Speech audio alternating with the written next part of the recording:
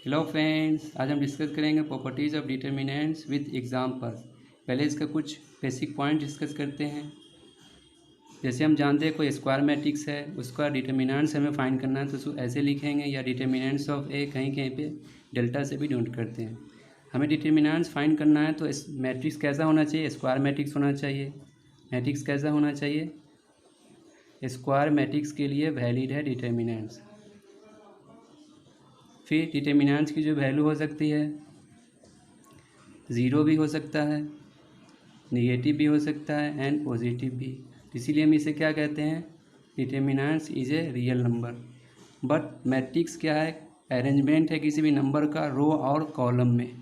तो ये some points थे जो डिटर्मिनेंट्स से रिगार्डिंग थे। तो चलिए इसका पहला प्रॉपर्टीज़ हम डिस्कस करते हैं। पहला प्रॉपर्टीज़ कहता है, if we interchange any two rows और columns then sign of determinant is change. सिर्फ डिटर्मिनेंट्स का साइन चेंज होगा, किसी टू रोज और कॉलम को हम इंटरचेंज करते हैं। तो चलिए एक एग्जांपल से समझते हैं। जैसे कोई हमें मैट्रिक्स गिवन है ए 1 -2 0 3 2 1 2 1 0। इसका डिटर्मिनेंट फाइंड करना है हमें। तो इसको क्या करना है, यहाँ पे लिखा है कि किसी टू रो को या किसी दो कॉलम को हमें इंटरचेंज करते हैं तो डिटर्मिनेंट का जो वैल्यू आएगा मैग्नीट्यूड में तो सेम आएगा, सिर्फ साइन उसका क्या होगा, चेंज होगा। तो पहले इसका वैल्यू निकाले डिटर्मिनेंट्स का। तो क्या होगा, पहले रो के क्रॉसपॉन्ड हम क्या करते हैं, इसको एक्सपेंड करते हैं। तो पहले रो का पहला एलिमेंट लेंगे तो इस कॉलम को डिलीट करेंगे, रो को डिलीट करेंगे, बचा ये 4 एलिमेंट, तो इसको क्रॉस करके माइनस करेंगे। तो पहला एलिमेंट क्या है 1, इसको क्रॉस करेंगे तो 2 0 0 -1 हो जाएगा ये। फिर ये साइन लेंगे, यहाँ पे नेगेटिव, ये साइन जो चल रहा है पॉजिटिव माइनस एंड प्लस, तो ये साइन नेगेटिव लेंगे, फिर ये नेगेटिव प्लस हो जाएगा 2। अब इस कॉलम को हटाएंगे, इस रो को हटाएंगे, बचेगा ये 4 एलिमेंट 3 0 2 1। तो 3 0 0 हो जाएगा, -2 × 1 -2, फिर प्लस 0 को लेंगे तो इसका कॉलम हटाएंगे, इसका रो हटाएंगे, ये 4 एलिमेंट बचेगा। तो 0 से किसी को मल्टीप्लाई करेंगे तो क्या होगा, 0 ही होगा। तो यहाँ से क्या आ गया -1, ये कितना आ गया -4, यानी इस डिटर्मिनेंट्स की वैल्यू कितना आ गया -5। अब हमें ये प्रॉपर्टीज़ कह रहा है किसी टू रो को या किसी टू कॉलम को चेंज करना है। तो हम क्या कर रहे हैं, ये R1 या R2 को चेंज कर रहे हैं। R1 को रिप्लेस कर रहे हैं किसमें, R2 से, यानी R1 को R2 के जगह पे लिखेंगे, R2 को R1 के जगह पे। तो क्या हो जाएगा, R2 को लिखेंगे 3 2 1, R1 को लिखेंगे क्या 1 -2 0, R3 को ऐसे ही रहने देते हैं 2 1 0। तो यहाँ पे अगर डिटर्मिनेंट्स इसका हम फाइंड करते हैं तो क्या होगा, इसी तरह फाइंड करेंगे। पहले रो के एलोंग एक्सपेंड करते हैं तो क्या होगा, 3 लेंगे, तो इसको कॉलम को हटाएंगे, रो को हटाएंगे, तो ये 4 एलिमेंट बचेगा, तो इसको क्रॉस करके माइनस करेंगे। तो 0 × 2 0 माइनस ये क्या करेंगे 0, तो ये तो 0 ही हो जाएगा। 3 × 0, फिर माइनस का फॉर्मूले का माइनस इंटू 2 -2 हो जाएगा। तो क्या करेंगे, इस कॉलम को हटाएंगे, रो को हटाएंगे, बचेगा ये 4 एलिमेंट 0 1 एंड 1, ये 2 0। तो क्या हो जाएगा, यहाँ पे मल्टीप्लाई करेंगे तो 0 हो जाएगा। फिर ये 1 बचा,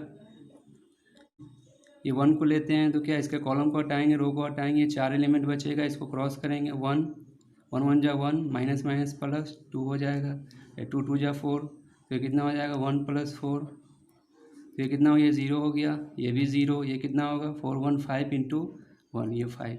अब देखिए इसका डिटर्मिनेंट्स क्या था -5, इसका डिटर्मिनेंट्स क्या आ गया 5 आ गया।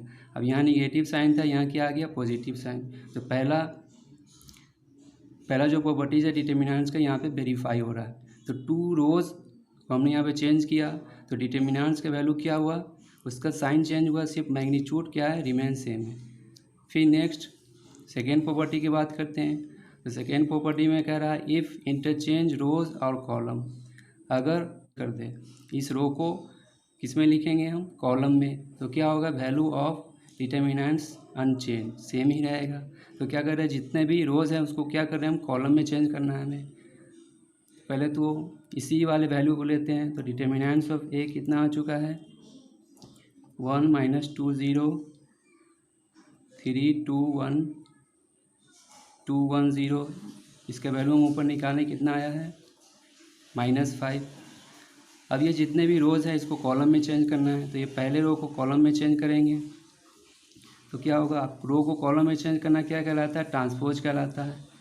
यानी ये जो ए है, ए मैट्रिक्स, उसका ट्रांसपोज करेंगे तो रो जो होंगे कॉलम में आ जाएगा। तो ये रो है, इसको कॉलम में लिख रहे हैं 1 - 2 0। फिर सेकेंड रो को कॉलम में लिख रहे हैं, सेकेंड कॉलम में 3 2 1। फिर ये थर्ड रो है, इसको थर्ड कॉलम में लिख रहे हैं 2 1 0। अब इसका हमें डिटर्मिनेंट फाइंड करना है। तो डिटर्मिनेंट फाइंड करिए।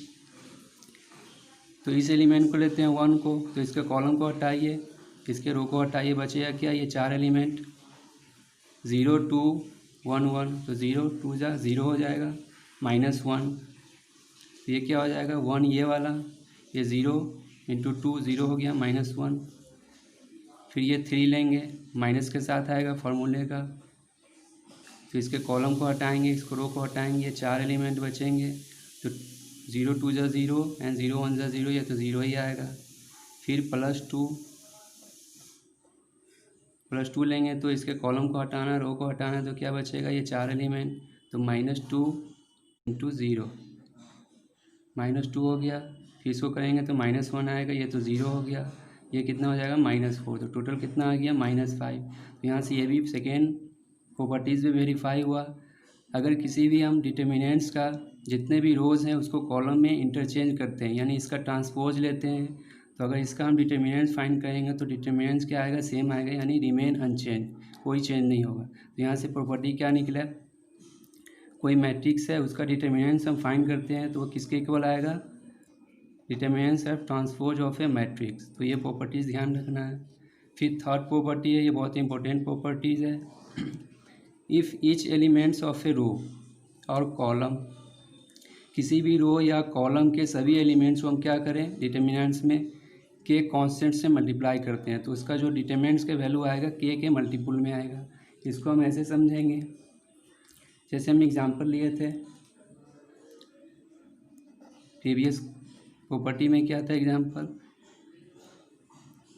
ये जो डिटर्मिनेंट्स ऑफ ए आया था 1 - 2 0 3 2 1 2 1 0, ये कितना आया था, -5 आया था। अब हम क्या करें, इस डिटर्मिनेंट्स में किसी कांस्टेंट का मल्टीप्लाई करते हैं, यानी 2 से मल्टीप्लाई कर दें। अगर मान लीजिए इसमें 2 से मल्टीप्लाई करते हैं, 2 से मल्टीप्लाई कर रहे हैं हम फर्स्ट रो में, तो 2 हो जाएगा, -4 हो जाएगा, और ये 0 को 2 से करेंगे तो 0 होगा।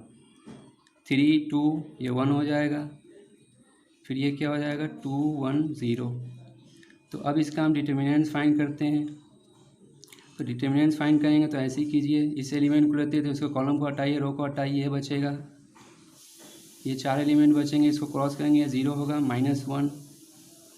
फिर ये -4 है, फॉर्मूले का माइनस यानी +4 हो जाएगा। तो इसके कॉलम को हटाइए, रो को हटाइए, 4 एलिमेंट बचेंगे, 3 0 होगा, -2। फिर क्या करेंगे, इस एलिमेंट को लेंगे तो ये तो 0 है, अब 0 किसी से मल्टीप्लाई करेंगे तो क्या होगा, 0 ही होगा। तो ये कितना आ जाएगा, -2, ये कितना हो गया, -8, यानी -10 आ गया। अब देखिए ये पहले प्रीवियस में क्या था, जब मल्टीप्लाई नहीं हुआ था किसी कांस्टेंट से तो -5 था इसका वैल्यू। अब जैसे ही फर्स्ट रो में हमने किसी कांस्टेंट से मल्टीप्लाई किया 2 से, तो इसका वैल्यू क्या आ गया, 2 टाइम्स आ गया, यानी -5 इंटू क्या आ गया, 2, -10 आ जाएगा। तो यहाँ पे ध्यान रखना है, किसी भी रो या कॉलम के एलिमेंट्स में अगर किसी कांस्टेंट का मल्टीप्लाई करते हैं तो जो वैल्यू आएगा डिटर्मिनेंट्स का उसी कांस्टेंट का मल्टीपुल होगा। तो यहाँ हमने 2 से मल्टीप्लाई किया था फर्स्ट रो में, तो यहाँ पे वैल्यू क्या आया, 2 का मल्टीपुल आया इस डिटर्मिनेंट्स का। यहाँ पे एक बात आपको ध्यान रखना है, जैसे कोई मैट्रिक्स हम लेते हैं x y z, ABC PQR, ये कोई मैट्रिक्स है। अगर मैट्रिक्स में हम 2 से मल्टीप्लाई करते हैं तो ये जितने भी एलिमेंट्स हैं सब में मल्टीप्लाई हो जाएगा। कितना? जितने भी एलिमेंट्स हैं सब में क्या होगा?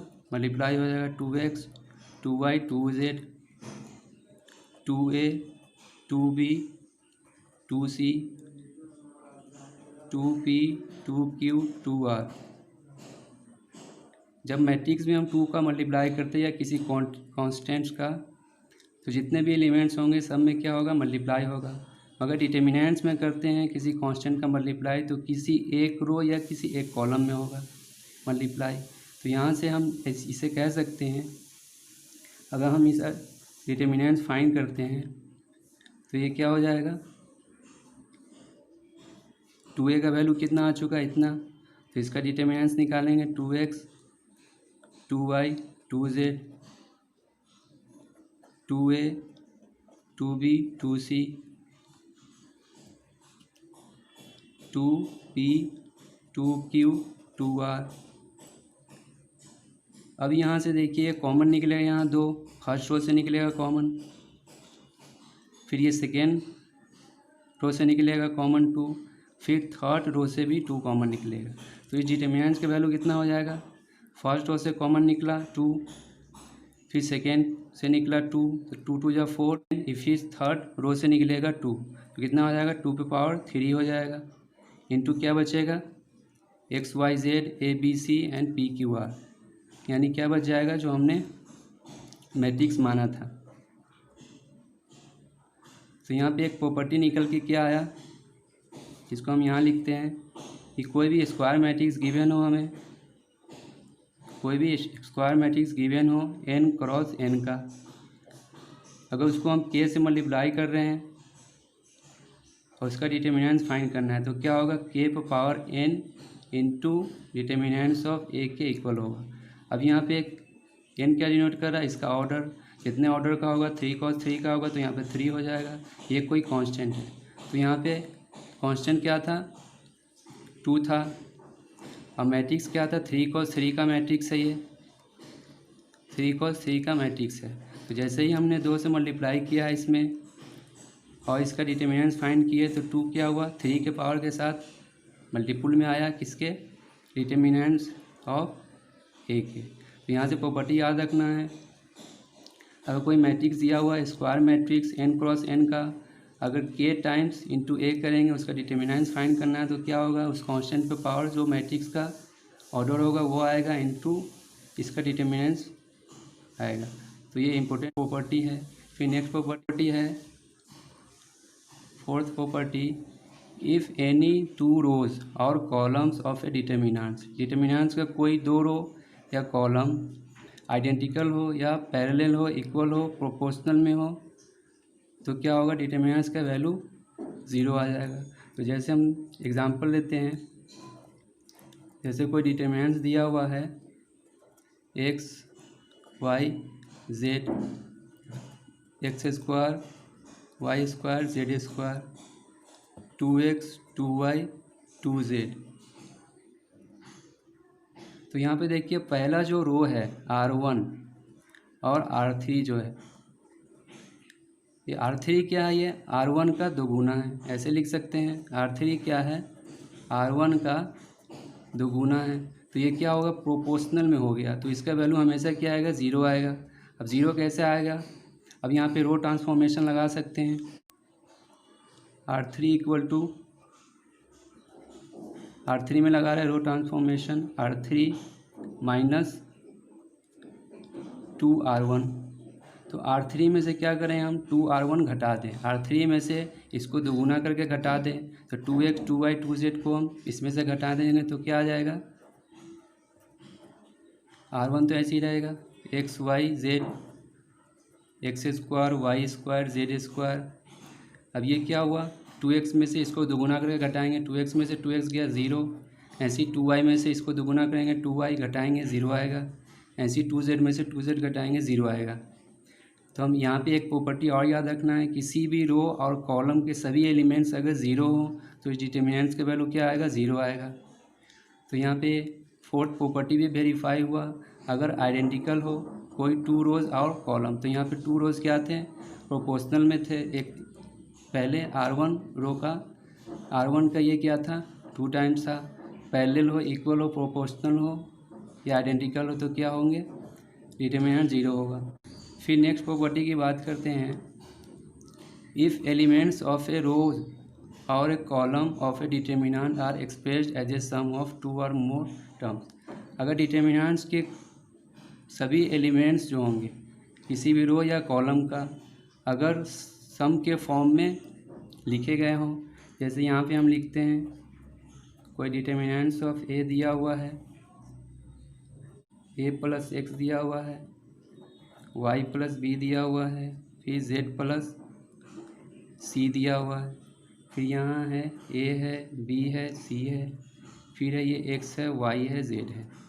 अब यहाँ देखिए ये रो है, जिस डिटर्मिनेंट्स का रो किसके फॉर्म में है, टू और मोर एलिमेंट्स के सम के फॉर्म में है। तो इसके डिटर्मिनेंट्स को भी क्या करेंगे, हम सेपरेट लिख सकते हैं। कैसे, x y z, फिर a b c, फिर x y z,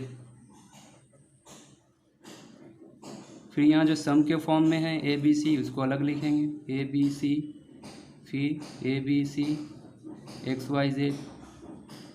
अब इसका वैल्यू हमें निकालना है। अब यहाँ पे देखिए R1 जो है और R3 क्या आइडेंटिकल है यानी इक्वल है। तो इसमें जैसे हम रो ट्रांसफॉर्मेशन लगाएंगे R1 माइनस R3 तो एक रो मेरा क्या आएगा 0 आएगा, तो इसका वैल्यू क्या आ जाएगा 0 आ जाएगा। फिर यहाँ देखिए R1 और R2 क्या आइडेंटिकल है यानी इक्वल है, तो इसमें वैसे हम R1 में से R2 घटाएंगे तो एक रो मेरा क्या आएगा 0 आ जाएगा।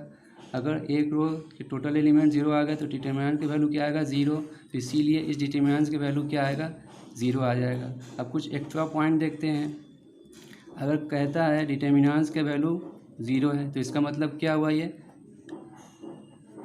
सिंगुलर मैट्रिक्स हुआ, सिंगुलर मैट्रिक्स हुआ। फिर अगर डिटर्मिनेंट्स की value does not equal to 0 तो इसे क्या कहते हैं हम, नॉन सिंगुलर मैट्रिक्स कहते हैं।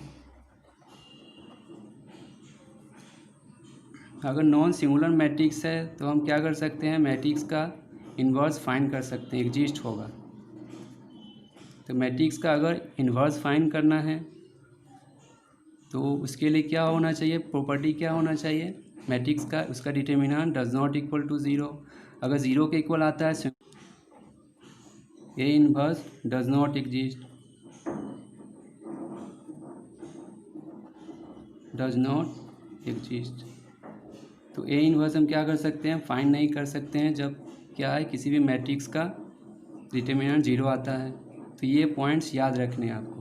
तो स्टूडेंट हमने यहाँ पे प्रॉपर्टीज़ ऑफ डिटर्मिनेंट्स डिस्कस किया है। अगर किसी प्रॉपर्टीज़ में डाउट हो तो आप कमेंट सेक्शन में लिख के बताएं और फर्दर वीडियो के लिए भी कमेंट करें और दोस्तों में शेयर करें, लाइक करें और सब्सक्राइब करें।